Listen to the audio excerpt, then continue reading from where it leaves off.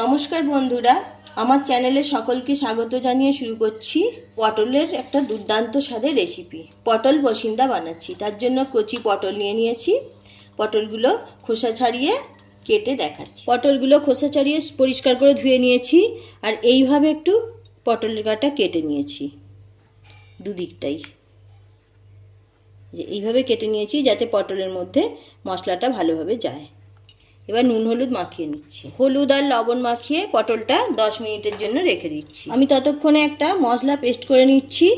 এখানে নিয়েছি মগজদানা, সাদা তিল আর কাজু ছোট ছোট করে ভেঙে নিয়েছি, আর নিয়েছি সরযুক্ত কিছুটা দুধ। একটা মিক্সিং বোলের মধ্যে দিয়ে দিচ্ছি। প্রথমে একটু শুকনো গুঁড়িয়ে নিয়ে তারপর দুধটা দিয়ে পেস্ট বানিয়ে নিচ্ছি।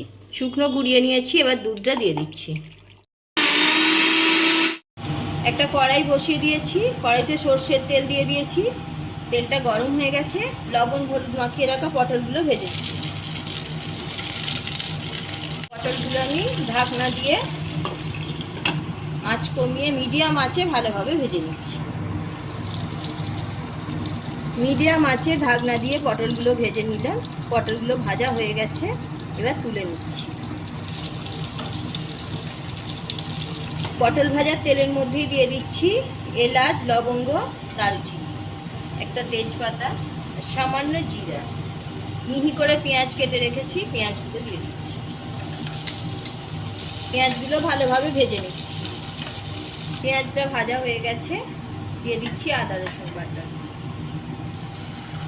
পেঁয়াজের সঙ্গে আদা রসুন বাটাটা ভালোভাবে নাড়াচাড়া করছি।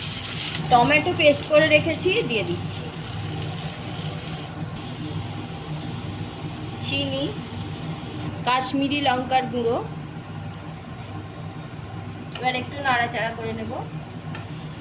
হলুদ গুঁড়ো, ধনে গুঁড়ো, জিরে গুঁড়ো, লঙ্কা গুঁড়ো, মশলাটাকে ভালোভাবে কষিয়ে নেব। মিক্সিং বোলটা ধুয়ে জলটা দিয়ে দিচ্ছি। মশলাটা খুব ভালোভাবে কষিয়ে নিচ্ছি। কিভাবে পটল পসিন্দা বানাচ্ছি পুরো ভিডিওটা দেখতে থাকুন। চ্যানেলটা সাবস্ক্রাইব করে আমার পাশে থাকুন। মশলাটা ভালোভাবে কষানো হয়ে গেছে, মশলা থেকে তেল ছাড়তে শুরু করেছে। এবার ভেজে রাখা পটলগুলো দিয়ে আরও একটু কষিয়ে নেব।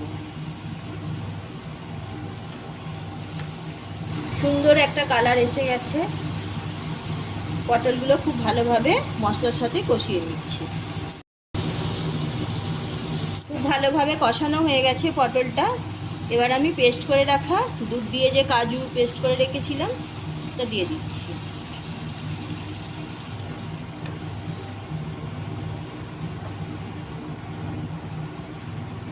খুব ভালোভাবে মিশিয়ে নিচ্ছি। জল দিয়ে দিচ্ছি। ঢাকনা দিয়ে 8-10 মিনিটের জন্য সিদ্ধ হতে দিচ্ছি। গ্রেভিটা খুব ভালোভাবে ফুটে গেছে, আমি লবণটা দিয়ে দিচ্ছি। লবণটা পরে দিলাম, তার কারণ হচ্ছে রান্নায় যত পরে দেয়া যায় আয়োডিনটা তত বেশি লবণের মধ্যে বজায় থাকে। 8-10 মিনিট পরে ফিরে এলাম। দেখুন আমার পটল পসিন্দা রেডি হয়ে গেছে। মাঝে লবণটা দিয়েছিলাম। গ্রেভিটা এইরকম আছে, আরও এটা ঠান্ডা হলে গ্রেভিটা আরও গাঢ় হয়ে যাবে। আমি গ্যাসের ফ্লেমটা অফ করে দিচ্ছি।